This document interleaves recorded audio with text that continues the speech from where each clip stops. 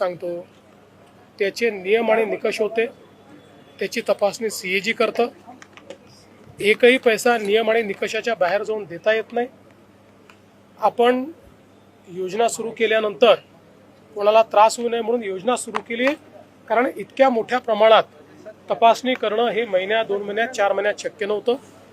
त्यानंतर आपण तपासणी सुरू केली. KYC हा त्यातला महत्त्वाचा मुद्दा होता.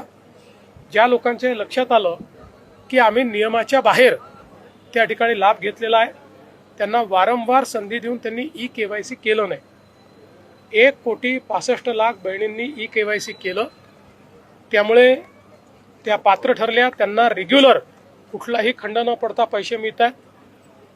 काहींनी KYC केलं नाही.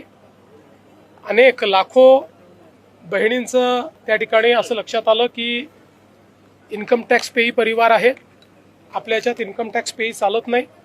कारण ही योजना ज्या बहिणींना मदतीची गरज आहे, आधाराची गरज आहे, किंवा ज्यांना स्वतःच्या पायावर उभं राहायचं आहे त्यांच्याकरता आहे.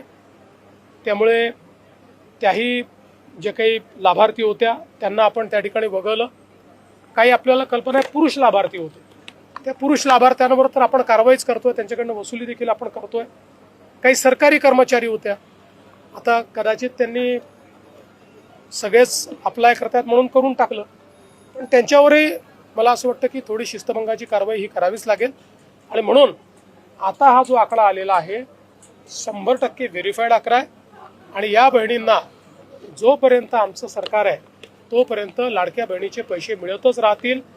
आता हे जे काँग्रेसचे इतर लोक बोलत आहेत हे तेच लोक आहेत की ज्या लोकांनी लाडक्या बहिणीच्या विरुद्ध कोर्टामध्ये केस केली, हायकोर्टात गेले, रोज शिव्या दिल्या, ही योजना बंद करा म्हणून सांगितलं, आणि आता तेच हिंदीमध्ये मगरमच्छ के आंसू म्हणतायत, तसे मगरमच्छ के आंसू आता हे यांच्या डोळ्यातनं वाहून राहिले.